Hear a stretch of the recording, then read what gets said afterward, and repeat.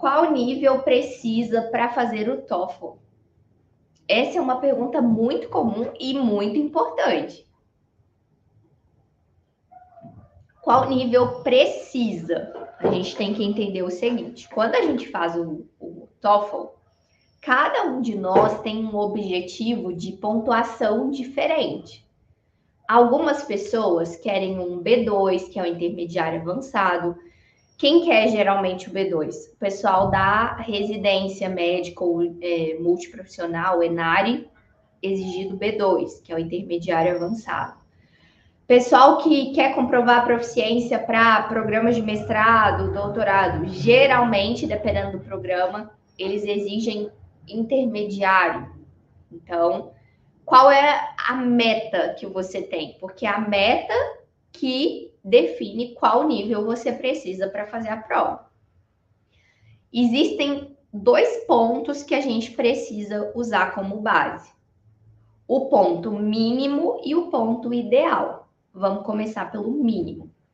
Qual é o nível mínimo para fazer a prova do TOEFL? Nível mínimo A2, que é o nível básico de inglês. Se você já tem o nível de A2, se você já tem o nível A2, que é o nível básico de inglês, e quer fazer a prova do TOEFL, você pode fazer. Por que o A2 é o mínimo? Porque antes do A2 vem o A1, que é o iniciante. Quem tem nível iniciante, está começando a estudar inglês agora, não pode fazer a prova do TOEFL. Por quê? A prova do TOEFL, ela não avalia o nível iniciante, só avalia a partir do básico, que é o A2. Segundo ponto, se a prova do TOEFL é uma prova de inglês e você está começando a estudar inglês neste exato momento, não tem por que você fazer a prova agora, concordam comigo? Não faz o menor sentido. Agora, básico é aquela pessoa que já tem uma base de inglês, já sabe, né, os conteúdos básicos ali, literalmente. Então, a partir desse nível, o TOEFL começa a avaliar. Então, esse seria o nível mínimo. Mas qual é o nível ideal? Que aí é o mais importante.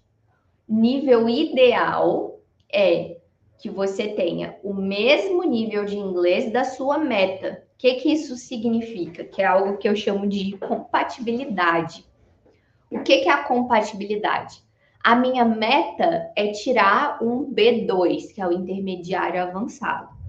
Então, o ideal é que eu tenha pelo menos esse nível de inglês ou o mais perto disso possível. Eu ainda não sou intermediário avançado. Ok, mas pelo menos intermediário, entende? O ideal é o mais próximo da sua meta possível. O mínimo é o A2.